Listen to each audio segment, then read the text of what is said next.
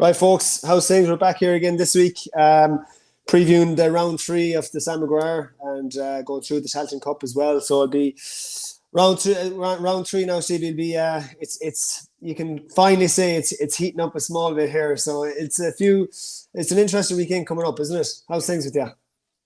Yeah, not too bad, not too bad. And look, it's obviously been a couple of weeks now since we've obviously had Sam Maguire. You would nearly forget what way the lay of the land is in a lot of groups, but it's very, very straightforward. I think obviously this weekend, is going to be a weekend where we're going to see 3 teams qualify, which we've already had our discussions about, which for us, is probably the wrong thing, particularly in the Roscommon group and Dublin group, where you could find a situation where Kildare will have lost a game in the Leinster Championship. They'll have lost 2 games in the Super 16 and drawn 1 game and still be in an All-Ireland knockout, in the last 12. So it does have its flaws. The other worrying thing for me, and I noticed it last Saturday night actually in Park Esler, was the paltry crowd at the down game against Longford. It was a knockout game in the Tailteann Cup now. It was a knockout game, and there was such a paltry crowd at it. And I'm looking this weekend at 5,000 tickets sold for Armagh Galway. A big concern, and you're sort of asking yourself, it's steep. First and foremost, I suppose the spell of good weather we're having might affect the fact that people want to use the good day, maybe a bit more wisely than sitting in a car for 3 or 4 hours travelling to a match. But certainly, and to pay 25 quid for a family of 4 or 5, maybe 100 quid for a group game, and let's be honest, sometimes you probably call a lot of the meaningless group games as well. So look, I personally think it'll start to spice up. I don't even think it'll be this weekend. I think what we'll see is probably when the last 8 happens, I think we'll get a real juicy feel of it and where we're at, but certainly look, there's still a bit at stake. Obviously there's still a bit at stake, but there's a few permutations.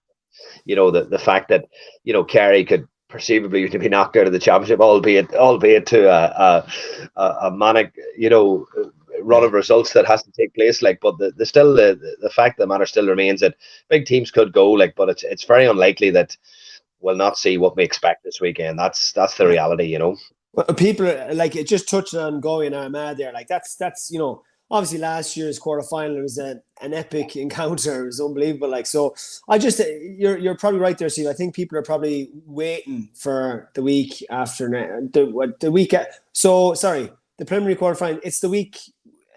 We say Saturday week. It's on again, isn't it? Preliminary quarterfinal is on.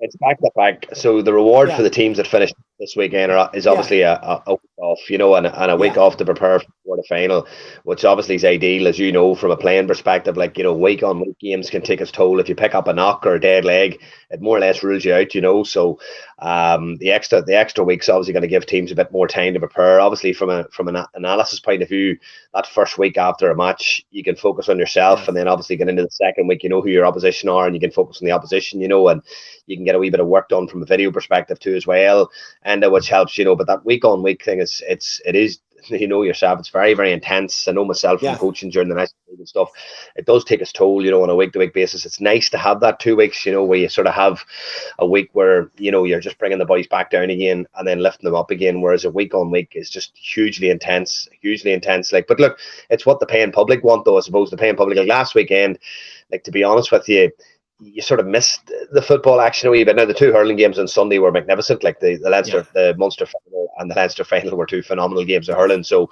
obviously that kept us entertained. But if you're a football supporter, it's disappointing not to have, a weekend where, none of the big teams are out, and that there's a lot of flaws in the new format. And I think people are starting to make noise about it now. And I think people are starting to realise now that, I know there's games this weekend that are actually, nobody can actually access or see on TV either, games that actually have a direct impact into how the group will finish, and and it's disappointing, it really is, Yeah, we're still kind of in that league format, Steve, entry really here.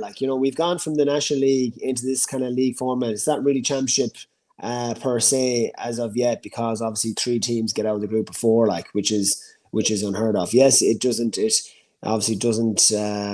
There's no dead rubbers this weekend here, but Like as you said, the expense of going to games. There is so many more games now. The expense of going to games. People, I suppose, people of the bigger teams are waiting for the quarterfinal, semi-final stages here, and that's actually a very good point you made there. Like whoever, so the seeds 2 and 3 this weekend. Will be, if they get to a semi-final, they'll be out 3 weekends in a row here. So from a coaching perspective or a management perspective, to manage that, it's going to be really tough here. Because you look at just looking at the groups here, Stevie. You look at the 4 groups, obviously. Like you've got some big teams there. So like it's like we say. Mayo in Group 1, we'll say if we go through them here, Mayo will probably finish first, and then Kerry and Cork are probably going to finish second and third here. And then Group 2, you have Galway will probably finish first, and Tyrone and Armagh finish seeds 2 and 3 here. And then obviously Group 3, you presume because of scoring difference, Dublin will come out on top there. And then Roscommon, you're not so sure. No. I think it'll be tight enough. It depends what sort of Kildare teams show up again. Roscommon, Roscommon had the potential to hammer Kildare. Now I think the Davy factor will be a bit of internal motivation for Kildare, obviously. He's one of their own, and obviously his background knowledge of Kildare as well obviously will help Roscommon's camp. But you know yourself that maybe that motivation alone will maybe make the game very, very intense and very attritional. And look, Kildare from a pride perspective will not want to go out of this competition, at this stage, like especially having the disappointing result of throwing away to Sligo on the first day. But look, the only thing I'm thinking there, and from the score difference point of view, is if Dublin were playing Sligo and Croke Park, it might be a little bit overwhelming for the Sligo players. But the fact that games in Breffni Park, it just might not make the Dubs flow as well as they did in the Leinster final, and that's something obviously to take into consideration, when they're racking up. Because look, they have handed out big trimmings in the past, but a lot of the big trimmings have happened in Croke Park, and a lot of the times when they've gone away, like I think of Wexford Park a number of years ago, where we probably sort of seen not the beginning of the end. It's the wrong thing to say because it wasn't the end, but you probably seen the first chinks happening when Wexford put it up to them in Wexford Park. I think it was 2-3 seasons ago, and the game only finished 58 or something like that. And after the first water break, there was a huge fucking humongous roar at half time, from the Wexford crowd, because I think there was only 2 or 3 points in the game at that stage. Down to Celtic Park this year in Derry, there were 3 points down as well. I think there were 3 points up. There were 3 points up actually in Celtic Park this year. And then in the final they went on and beaten Derry by 12 or 13 points. So there's a whole Croke Park does have a big factor in Dublin and how they play and the dimensions of the pitch, the familiarity of the stadium, etc. Look, we've been over this; it's old ground, but that's the point I'm making, is that the fact that Breffni Park might just leave that. But then look, the last group there, is another 2 Ulster teams. It's going to be Monaghan and Donegal coming out of that, right? So you're looking at last 12. You're looking at qualifier now of Kerry, Cork, Armagh, Tyrone, Monaghan, Donegal, and Roscommon and Kildare. And I'll tell you what, there's going to be some really juicy ties in that sort of last 12 qualifier, and the 4 teams that have finished top will probably be relieved that they have that spur week. There could be some seriously attractive fixtures now coming up in the next few weeks, and that's the point I'm making. It's really only now that we're getting that, Jesus, look what's coming ahead. And I think I had said before, that it'll not really be worthwhile looking at until the quarterfinal stage, and I still sort of stand by that. I think that the groups have been a wee bit of a damp squib for me, to be honest, Yeah, and look, it's old ground again. It's just very hard to know, the structures, what structures they can put in place here. Obviously, look, we're in the height of the championship, and we've said this before. The media, are on about the structures instead of the quality of the games or the non. That would tell you an awful lot, then. It does, doesn't it? That's when Twitter and the newspapers are on about, you see Pat Spillane coming out, and you see who else coming out. I've read 2 or 3 articles on it online, and they're all saying the same bloody thing. Colm Keys, it's a damn squid, the group stages, and I'm just we're on about this bloody. Could you not foresee this 6 months ago here? It was very evident to see where this is going here. So we've gone down this road before, Stevie. We're on about the National League. It's a tremendous advertisement for the game. I still think if they tweak this a small bit, I still think we're on the right track. But is it a case now, Stevie? There's too many games, as in the public, in terms of expense. It's they're voting with their feet, or they're staying away. The atmosphere, as you said there, with Down in Longford, I'd say it was like a fucking league game in the early February, or fucking the preseason tournaments here, McKenna Cup. Like that's the point. Like, and that was a knockout game. That was a qualifying knockout game. So like it sort of makes you wonder, to yourself, like it's got the stage now where people are, genuinely bored of it. Look, and there's probably an argument to be made as well about the style of football. Most teams are playing a very, very similar way of playing. Football, it's very process-based football now. A lot of teams are defending with great numbers. A lot of teams are trying to obviously break this down. I do still feel you do get games that are very entertaining, very, very, very enjoyable. I think when a game sort of loses its shape, loses its sort of structure, that's when it becomes interesting, those last sort of 10, 15 minutes of games. There's been a lot of games this year. I think back particularly to the games in the Ulster Championship, and, he had harping on about it, but the Ulster Championship does tend to bring out the best, sort of entertainment and excitement, in games but there has been other games as well, obviously in Leinster. Listen to Anton Sullivan, who's been a stalwart of Offaly this week, and himself and Dara Foley were chatting about what the Tailteann Cup has done for both Offaly and Carlow, which we're going to talk about later in the show, obviously. But he made a very interesting point. He says, we put so much into trying to get to a Leinster final, and they took Louth to extra time in the semi-final. That was a brilliant game of football. We probably weren't exposed to that, because it wasn't on TV, and maybe in years gone by, Leinster semi-finals were nailed on to be an RTE, are shown on free-to-air TV. So the fact that we probably don't see a lot of these games, and we're only being exposed to certain games, and sometimes those certain games just don't really reach the heights that you expect them to. For example, the games that we've seen this year, the provincial finals have been very, very poor. The Munster final was a non-event, the Leinster final was a non-event, the Connacht final was a non-event, and the Ulster final had great drama, albeit you could probably argue that it was a poor enough standard of football from a quality point of view, with mistake ridden and things like that, but it still had the grasps of most of the public on the edge of their seats watching it. But certainly, the games that I've seen this year, there has been some poor games, but there's been some brilliant games too. And I suppose we look back, right, and we look at soccer. So I'm a Man United fan, and Man City obviously emulated Man United's triumph at the weekend. Winning the treble, the FA Cup, and I watched the FA Cup final. It was dire. It was absolutely dire. The FA Cup semi-final between Man United and Brighton, it was dire. The Champions League final, it was horrific. Now you go back and you look at some of the games that took place this year, Man City, Liverpool, Liverpool beat Man United Anfield 7-0. Those were thrilling games that people were just, these were brilliant standard of football, etc.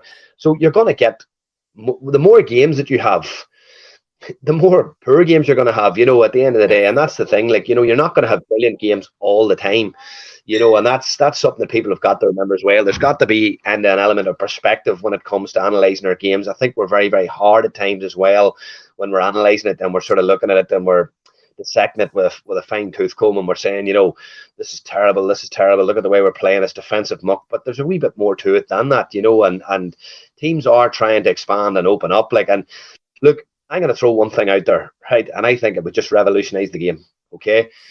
If you press a team man-to-man now, you don't really get any rewards out of it. Why do you not get any rewards out of it? You don't get any rewards out of it because most teams now have a competent goalkeeper who can come out the field. Even Roscommon's period of play against Dublin, right?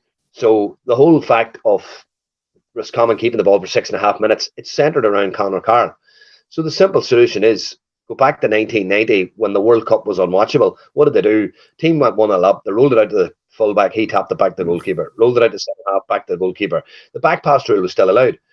Then, lo and behold, Premiership came in, back pass rule banned, and all of a sudden soccer took off through the roof, and it was so exciting again to watch.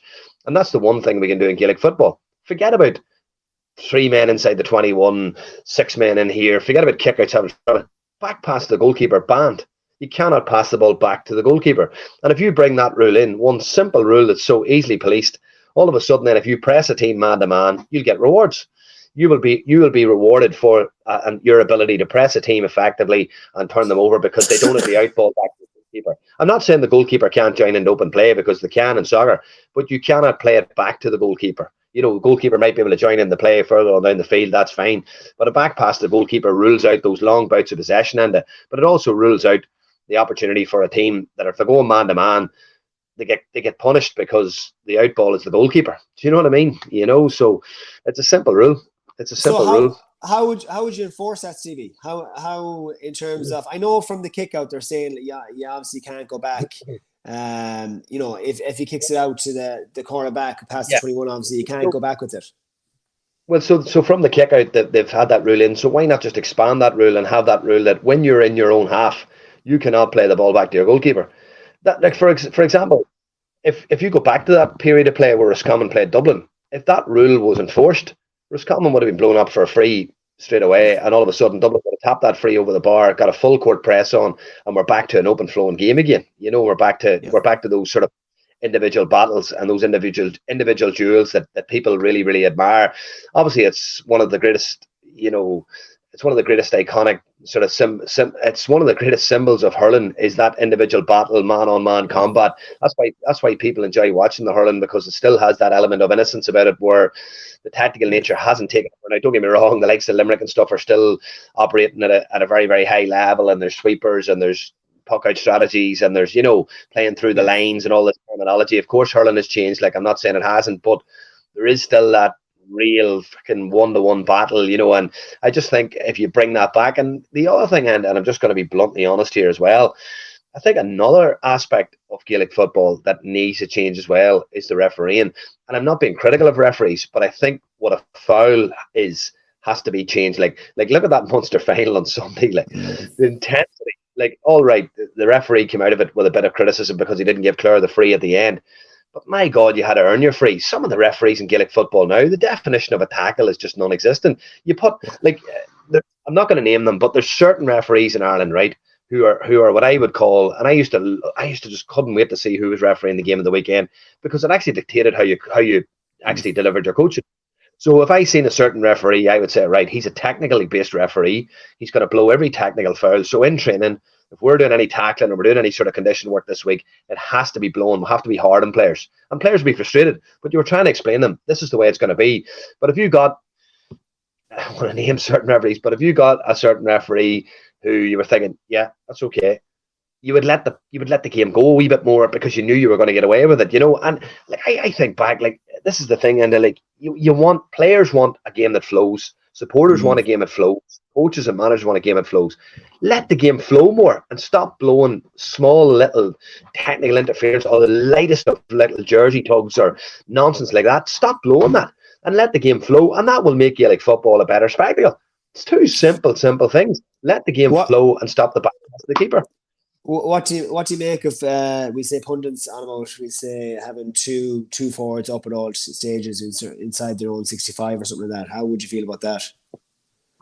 See, all these rules, Enda, are so hard to police because, like, the referee needs eyes in the back of his head. You only need 2 or 3 referees. Oh, he stepped out of the area there or whatever, and you're talking zones, and then you're talking about club games where pitches aren't properly lined out and nonsense. Just a simple rule where the referee can look if the ball is played back. Like Kilmacud Sevens, for example. I remember going to Kilmacud Sevens when it was a really, really good tournament, and it was a brilliant tournament, actually. I don't know if you were up at it, like, in Kilmacud, like, and it was a fantastic tournament. You had some brilliant footballers played in it and some brilliant clubs, and it was a very iconic tournament to win and a very sort of privilege to win it. Like, but I remember getting up a number of times, and the rule was you couldn't pass the ball. It was like a backcourt rule in basketball. So once you crossed the halfway line, you couldn't pass the ball back into your own half.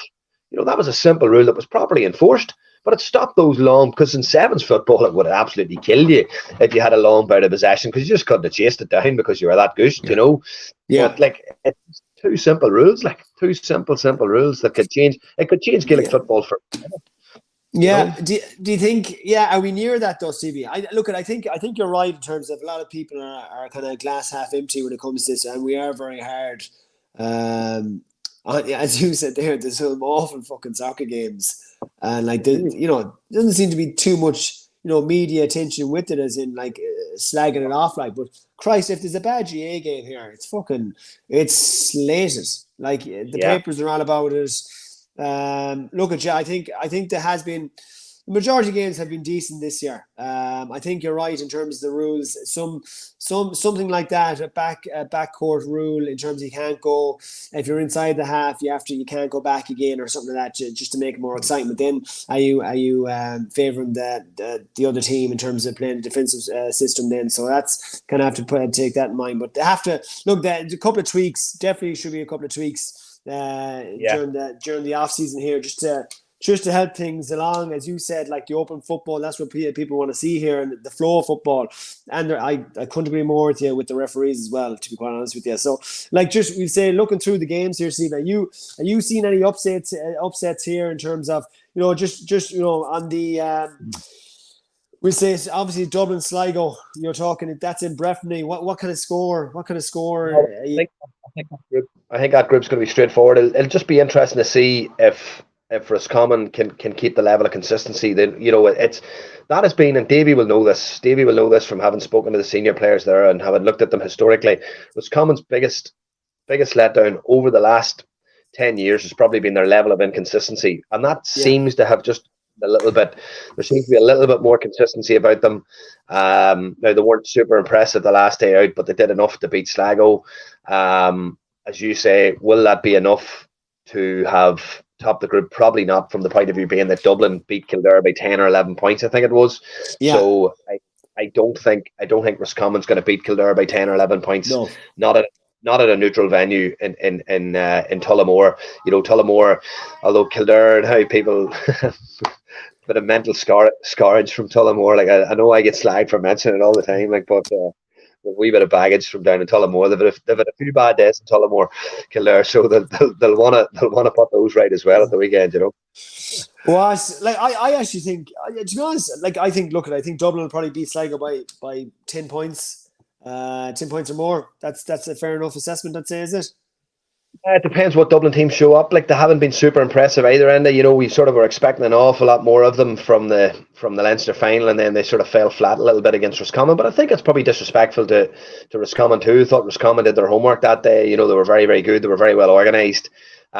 We've got to remember as well, I think, we talk about league placings. Roscommon finished third in Division 1. Dublin finished second in Division 2.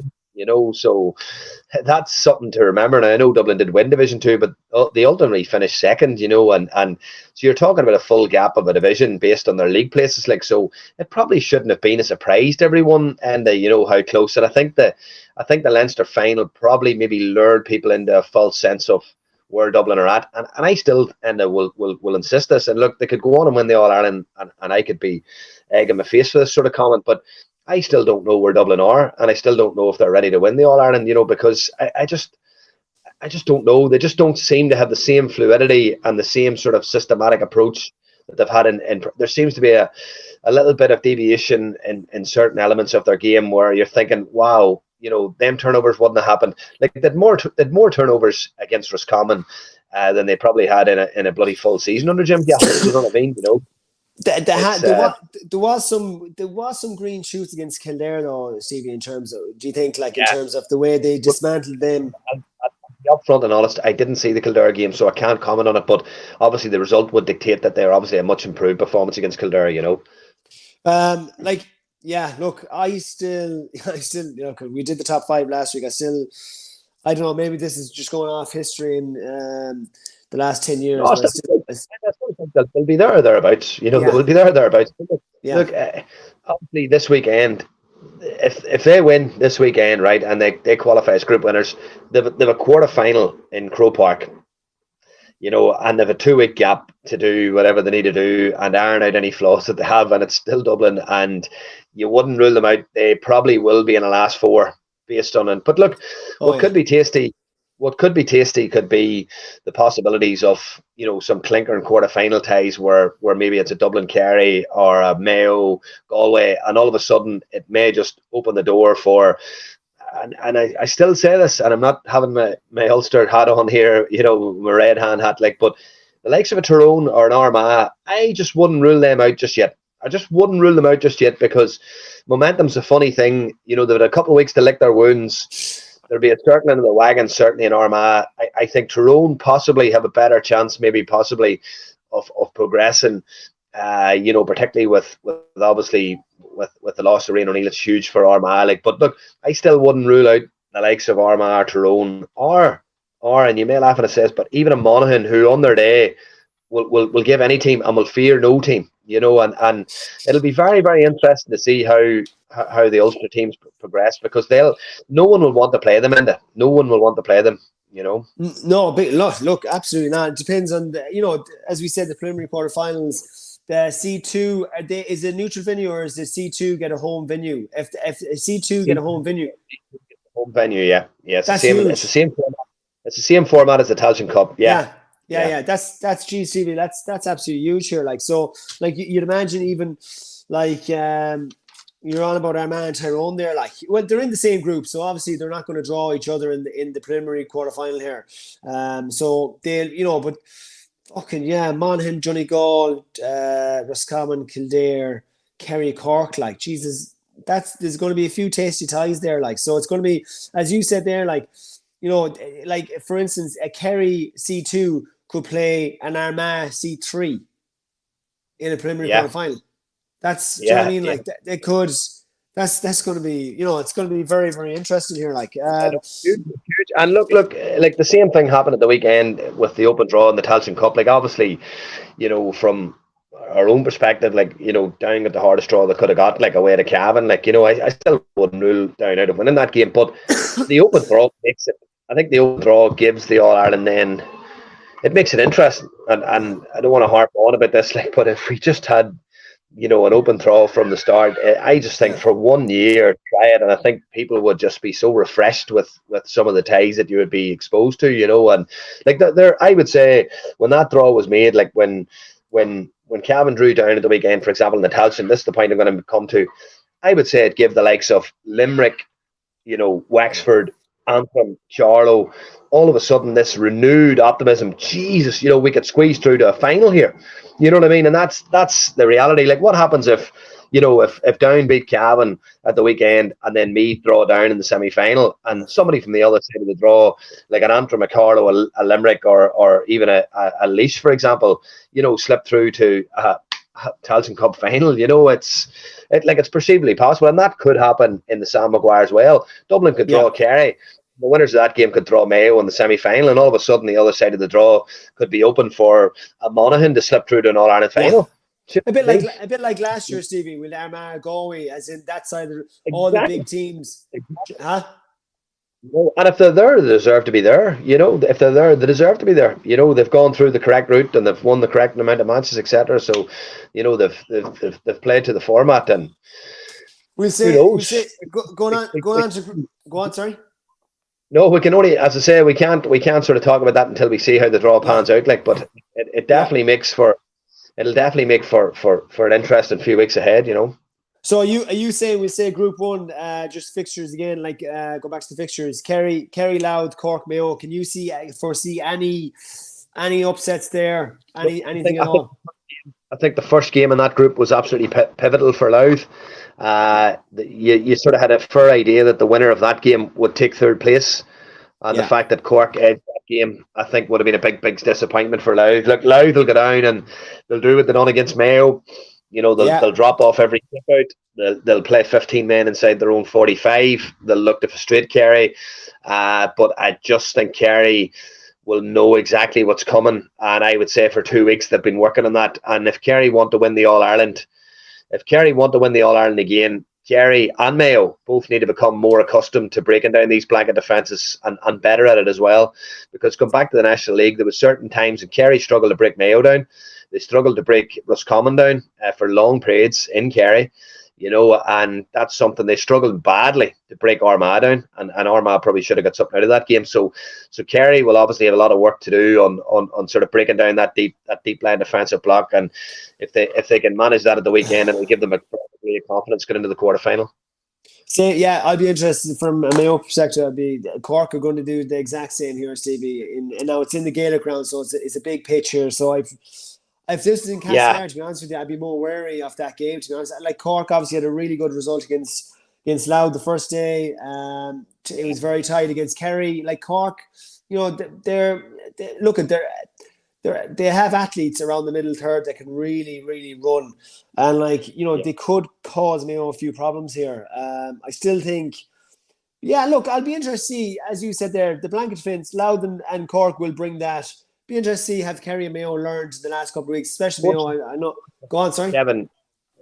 Just thinking the Kevin Walsh connection to Cork as well. Me too. We know Mayo very well, from his Connacht days with Galway, and obviously he'll have his homework done in Mayo, and that's a huge advantage to have someone with that sort of level of what you would call squad knowledge, and there's no question about it that if you're going into a game blind and relying on video and relying on word of mouth from other coaches and teams, it's not as effective as having that sort of first-hand ground experience of them. Yeah, look, I think these two games are going to be tight, Stevie, to be honest with you. I said before, Kerry aren't firing all cylinders here. It's in Portlaoise. Louth, as you said, the coaching from Devon and Mickey Hart, they've really improved the last couple of years. I think they will cause Kerry some issues here. Still think Kerry will squeeze by maybe with 2 or 3 points, but I still feel the same with Mayo and Cork here. I think Cork are going to give Mayo some problems here with the blanket breaking out. Huh? Kerry's Achilles heel over the last number of weeks has probably been their lack of size around the middle of the field and their ability to win primary ball, and now they're big size. They have a lot of around that middle third, and they'll bring Grimes out into that middle third, and they'll be competitive, and just as long as they don't go into a malfunction on their own kickouts, because Kerry do like to press the kickout, so hopefully they don't just do a malfunction that they had in the Leinster final, and that just completely obliterated the game as a contest. Then Yeah, I know this. You said about Dublin, I could have egg on my face here. I think Kerry are waiting to be beaten here in terms of. I don't think they'll get past the quarterfinal here. I really don't. I think they'll be gone by the quarterfinal. I know. I may regret saying that now. Igniting a few fires there, boy. There's no time in history, or looking back to the last 20, 30 years, that a defending team has such a poor league, league performance, and then went on, and the dismantle Mayo have did against them the first round as well. They just haven't. All their players, I said this before, all their players are playing around 5 out of 10 compared to what they were last year, 8 out of 10 in terms of Tadhg Morley, even Gavin White, Jim O'Connor, Jack Barry haven't been firing all cylinders in midfield. The loss of David Moran, still haven't unearthed any new players in terms of squad. As you know this as well, Stevie, from a coaching perspective, if you don't unearth a few new players into a squad, it becomes a virus within the setup where there's no competition or not enough competition to bring. Players get comfortable mentally, physically, the whole lot, they get comfortable. Yeah. They arrived back late this year in terms of the training from the holiday. Yeah. It's a shortened season.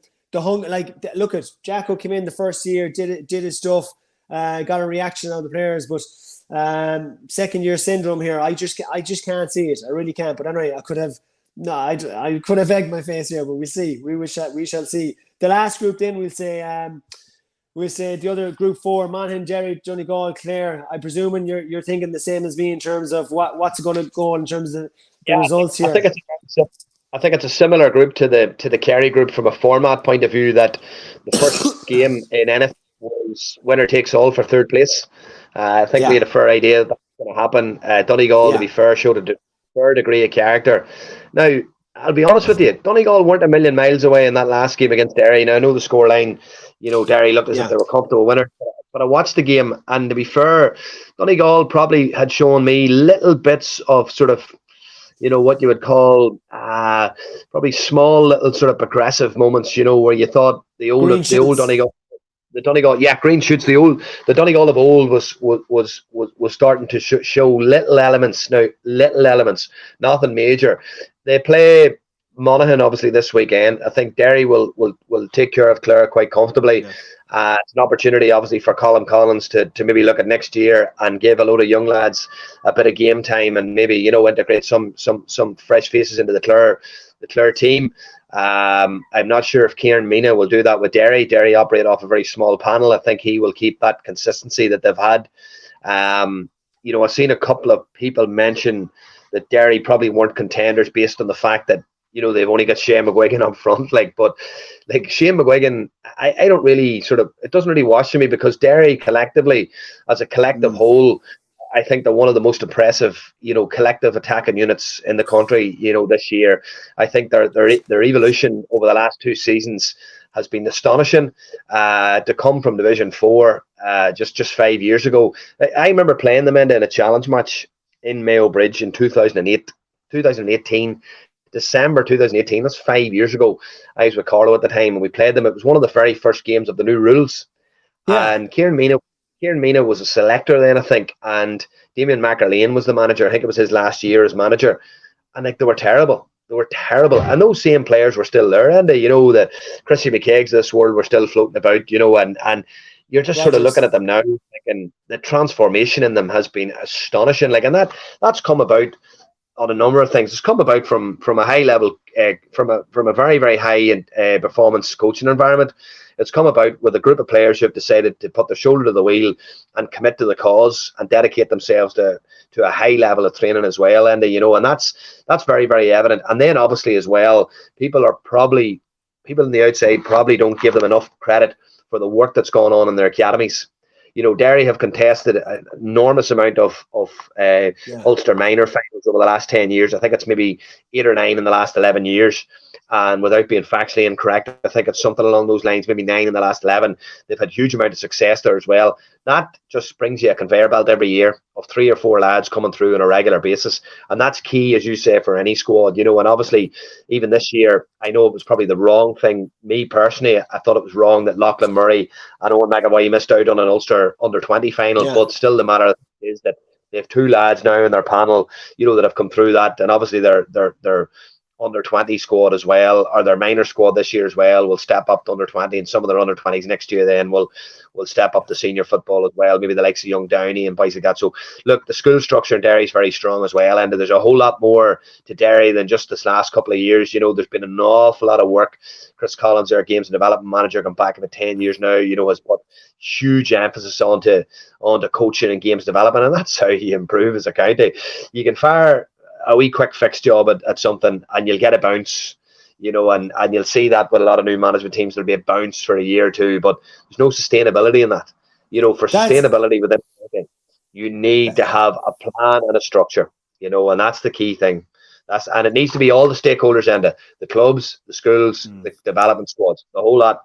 Right people in the right places, all rowing in the one direction. All rolling in the one direction. You know as well as this, Stevie, as well as I do, we'll say chairman is in the job for, is it 4 or 5 years, and ego comes into play here where he wants the team, as you said, a short fix here. He'll throw money at the senior team, no long-term vision here, and they just, as in, you know, they might get a year bounce, but that's it then for another few years. That's you know, they just kind of throw money. They'll get some high-profile guys in, and the underage structure is still, you know, grassroots still shite basically.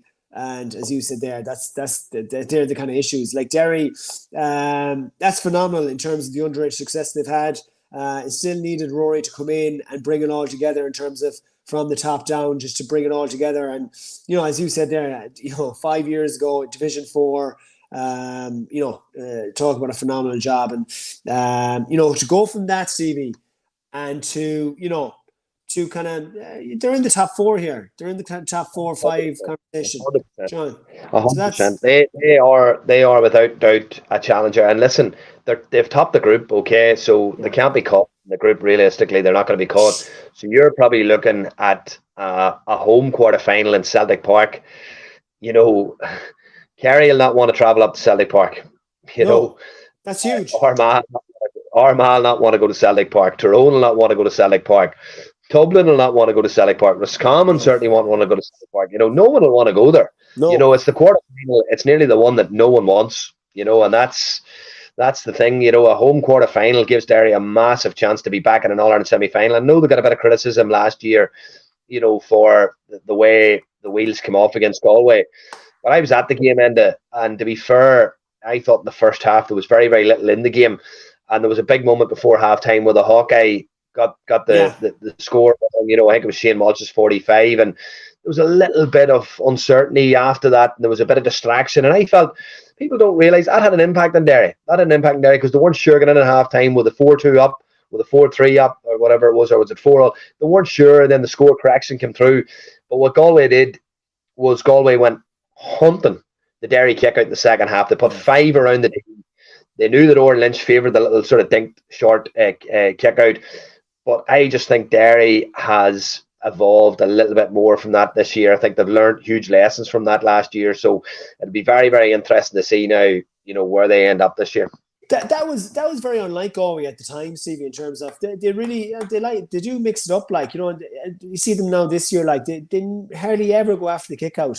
Do you know what I mean? They usually let the team have the cornerbacks have it and get out short, but against that really threw a spanner in the works for Derry. They just could not. They just seemed shocked by it. They seemed surprised by it. They couldn't at the time. They couldn't get out and just squeeze them. Just literally squeeze the life out of them, and just scores came off it. Yeah, first I think they went in level at halftime after Shane Walsh's free, and they got a good start in the second half, and it kind of fell asunder. But look, you're in the year 3. This is it's as you said. Look, it's process driven here now at this stage. You're never going to win it. You're never going to come out and nowhere and win an All Ireland. It's usually, as they say, not to kind of you have to go on a journey here and all that sort of stuff. Not sounding too cliched. I think certain people have been very dismissive of Derry, right? But we've also got to remember Derry have won back-to-back Ulster championships.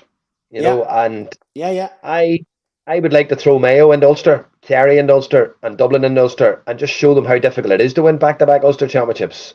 If you were to throw any of those counties in and you had to play Tyrone, Monaghan, Donegal, Armagh, whoever else you had to play, if you had to play those counties away from home on, difficult days, part of crowds, it's a different ball game altogether. It is, yeah. No, it is. It is. Look at Ulster football in terms of coming out of Ulster. It's you're nearly half fucking battered by the time you get out of Ulster, and then obviously going on to that's the only thing about it this year. I think I think they would have probably preferred to have a different type of a group rather than Monaghan and Donegal in it. But then saying that, the game against Clare now, and I'm not being disrespectful to Clare, but the Clare season's over, and you're sort of thinking to yourself, it's an unbelievable opportunity for Derry now to even just not take the foot of the pedal, because they don't do that, but it's not as an intense encounter that they're going to be faced with, and it's an opportunity for them maybe to rest players at certain stages of the game, and an opportunity then to go away for 2 weeks, get a bit of work done, and who knows, maybe this last 2 weeks, Derry have probably been looking at this game going, look, we'll get over this game, but we'll get a fair degree of conditioning done. And I would say spent the last 2 weeks doing a heavy block of training, and I would say you mightn't see as fluid a Derry performance on Sunday. It could be a little bit, or on Saturday it could be a little bit sort of stopped from the point of view being that they could be in the middle of a heavy block. Who knows? No one really knows what teams but certainly Derry will have looked at this as a possibility of a month to prepare for an All-Ireland quarter-final. Yeah, they're in a perfect spot. They're in an ideal spot, so it's look, it'll be interesting. Just moving on to the Tailteann Cup quarter-finals here, Stevie. Obviously, look, we have Limerick Laois in the Gaelic rounds, Meath, Wexford in Park Tailteann, Cavan Down, obviously you said previously in Breffni Park, Antrim and Carlow in Corrigan Park. So, foresee any kind of upsets there, or Limerick Laois should be a tight one, I would say, will it? I think, look, Laois, I don't know what to make of Laois. They went to Parnell Park 2 weeks ago. They were 4 minutes in injury time, and London had actually knocked them out of the championship, and they pulled an equaliser out of their backsides. They went to Brewster Park, and Brewster Park's not an easy place to go to.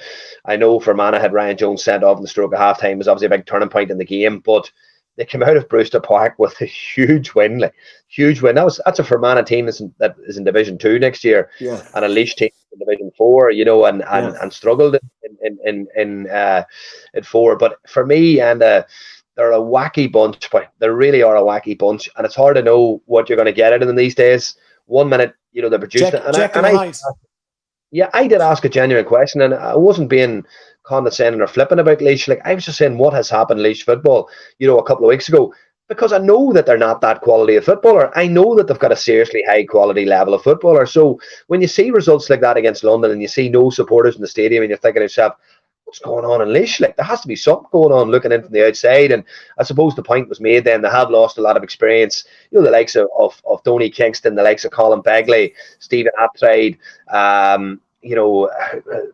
the goalie Brody or whatever. They've probably lost Trevor Collins. They've lost a fair degree of experience out of that team. That team was, touching on getting promotion to Division 1 not that long ago, you know what I mean, and contested a Leinster final. So, Laois have good footballers, and they've got a massive town there in Port Laois as well. But for me, I said this, and I called this before a ball was kicked in the Tailteann Cup. I did say that Limerick would be close. I think Limerick are very, very underestimated. I think from a conditioning point of view, I know from speaking to their former manager, Billy Lee, who's a passionate, proud Limerick man, like Billy would tell you that, they have a lot of lads there that are actually in the hurling squad that could easily make a massive impact in the football squad. Yeah. Limerick, and it's not just the hurlers. People don't realise the size of Limerick players. Like Limerick have a huge physicality and conditioning about them as well, and they're a strong, hardy outfit. And I'll tell you this now, they've some fine footballers, and I would say that Limerick will be well prepared for Laois this weekend, just from the point of view being that Laois, they upset Fermanagh last weekend. Limerick will take no chances this weekend, and Limerick will see this as a huge opportunity for another outing in Croke Park. Limerick played in Croke Park last year in the Division 3 final. Okay, they were relegated this year back to Division 3, but this is another opportunity for Limerick footballers to have a big day out in Croke Park. And normally it's the hurlers that are getting those big days out recently, and not the footballers. So they'll be determined to make sure that, because there is a proud footballing community in Limerick, Yeah, no, yeah. We said a few weeks ago, Limerick. I think with the two of us were kind of saying dark horse for the Tailteann Cup. If some team were going to come out of that kind of group of four, we were saying before Meath, Cavan, group of three was a Meath, Cavan, and Down. We were saying, or Fermanagh. We were saying Fermanagh as well, actually. So Fermanagh obviously being knocked out by Laois, that was a huge shock. Like Meath and Wexford, You'd have to see Meath coming through there and at home, like again, huge win for Wexford last weekend, another big win as well. Didn't see that coming against Offaly, but then when I listened to Anton Sullivan, he made a very interesting point, and it was probably, I remember actually in 2018 as well, a similar effort that Jarrow made to try and get to the Leinster final. Beat Kildare, beat Louth, and just fell short in the semi-final against Laois actually. But it was very hard to lift yourself for the qualifiers then, because you'd put that much send in to trying to reach, the first Leinster final in 75 years, and when you fall short, there's a massive void for a week. Yourself, like when you lose big games, and you're soul searching for a week, and then you're licking your wounds, and then you realize, fuck, I've thrown to play this weekend. And it's a huge one. So I think Offaly were maybe victims of that. That he sort of said that after the Leinster semi-final, they lost after extra time to Louth. Leinster final would have been huge for Offaly. Probably have to remember as well, God love them, they lost their manager this year, tragic circumstances as well, Liam Kearns. That would have had a big impact, emotionally in the group as well, Lord rest him, and family. But so Offaly have been through a lot this year, I suppose, and I would say that the fact they lost a number of key players, as Anton said as well, probably to America and stuff like that as well, because I think the rule was that if you played in the Tailteann Cup, you couldn't play in America. Yeah. That's what the rule, so a lot of young lads would have been looking at the few dollars, the nice sunshine, flip-flops on for the summer, why not, Yeah, done myself a couple of summers. I definitely would recommend it. I would say you did, you bollocks. And no, but look, you can't blame young lads. You can't blame them. No. So obviously that's lovely. But look, hats off to Wexford, because I know John Hegarty. He seems to be a good guy. Kieran Daly's in there as well on a sort of remote basis as well. Kieran's did a bit of work with him. Kieran had London, probably overseen one of London's best ever seasons. Kieran's a shrewd enough operator, a good coach. And I know that they're delighted, because they're proud Wexford people, and they just want the best for Wexford football, and yeah, look, fair play to them. It's good to see. Cavan, yeah, your own county, Cavan Down, and it's just unlucky. Cavan are massive favourites. I'm gonna big Cavan up here, but I'm gonna big them up. We're coming in as massive underdogs. No, listen, look, be under no illusions. Like Down and Cavan are probably the two best teams left in the competition. I would say Down are very, very disappointed from the point of view being Enda that they missed out on promotion this year. I'd say they're kicking themselves. Having seen how Fermanagh have faltered, I would say that the Down camp is really, really frustrated with not getting promoted this year. They had multiple chances now. We could look at the Fermanagh game at the poor goals we conceded, but we could also look at the games that we stole as well off Westmeath and Antrim. So it's probably a sort of a work in progress type season from a league point of view. But certainly in the Tailteann Cup, Down have been a bit sort of stop-starty. It's obviously Connor's first season. Probably doesn't know what his strongest team is. There's been a lot of changes. There's been multiple changes. He's obviously trying a number of different players in different positions and just sort of probably seeing what round pegs fit in what round holes and what square pegs fit in what square holes. And that takes time, And listen, this weekend's got to be a huge ask. I think the biggest gap between the teams this weekend is the physicality. Cavan have some enormous players like Roy McKiernan, Faulkner, strong athletic men, Killian Clark. And I'm sort of looking at our squad, and like for the first time probably in a generation, we've unearthed an absolute beast of a midfielder in Owen Murdoch. Like, Owen's going to be a really, really top talent. Like, he's a player to watch, certainly one for the future. He's someone that the Down midfield is going to be built around for the next 10 years. Hopefully, please God, he stays injury free. He's a Rolls Royce of a player, but I'm sure Cavan will obviously be looking at him as a key matchup this weekend. It'll be interesting to see the matchup battles because both teams will value matchups. It'll be interesting to see who Cavan put on Liam Kerr. It'll also be interesting to see who Down put on Dar McVitie. If he's starting as well, he's had a really, really good season. Clark's had a great season as well.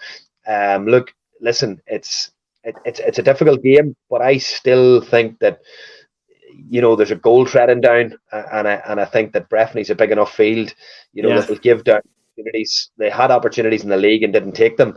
So I think if Down can score goals on Saturday, apologies. If Down can score goals on Saturday, I think they've got a big chance of winning this game. I really do. And look, it's huge because whatever team wins will probably really fancy themselves to win the Tailteann Cup. That's the reality, Like Down were beat by Meath, but they kicked 17 wides, and I think if Down got Meath and Croke Park, they would take them, The last one then, Antrim Carlow. You'd have to in Corrigan Park. I'm hoping to slip down it. Actually, I'm going to slip down. I'm going to meet up with my old buddy Turlock O'Brien. Turlock will be at the match, and I'll have a good chat with him. I think there's only really 2 or 3 surviving members of the squad that was there when we were there. I think Big Mark Fury was in the panel. Geordie Morrissey at the time. Geordie's a phenomenal footballer. Won a Sigerson at DCU. He's still playing. Dara Foley, probably worth mentioning the fact that he broke that Brendan Hayden's phenomenal record of 400 points, soldiered for a long time. Like, so Carlow fancy themselves. Young Jamie Clark, Shane Clark actually were about the panel in as well. Good lads. They have a lot of young lads and who have a lot of pace, a lot of talent. But Antrim as well. Now, Ryan Murray's a massive loss for Antrim. Ryan Murray done his cruciate this year, unfortunately for the lad. But I said this during the show before. Antrim have took this Tailteann Cup very, very seriously. They went away and played challenge games against Donegal, Dublin's B team. Yeah, they've taken it very, very seriously. And I know Paddy McBride very well. I know Paddy was telling me a few weeks ago that they were going really well. Paddy's another fine footballer. Antrim will be hard to beat. They'll be hard to beat in Corrigan Park. But again, they're the sort of team that really don't suit the favourites tag. Antrim's get into this game red hot favourites, and I just wouldn't rule out. I wouldn't rule out a Carlow win. I wouldn't. I think it's the draw that all Carlow wanted. I think from speaking to a few lads around the camp, like they were hoping that they would get a game against Antrim, because obviously out of the 3 teams, Cavan, Limerick, and Meath. I'd say psychologically it's a good draw for Carlow. So look at it. Listen. Look, I would say just the home advantage in Corrigan Park will probably just edge it for Antrim. But one thing McEntee's done though, and he's certainly taken probably more of the industrious workman-like mentality into Antrim and pulled away from sort of individual brilliance that they used to rely on for winning games. Good stuff, Stevie. Good stuff, man. Look, we'll this time next week we'll see what's going on now. It'll be Good chat, man. Good chat. Look, we'll talk to you next week, right? Cheers, you, boss. man. Go on. Good luck. Cheers. Bye-bye.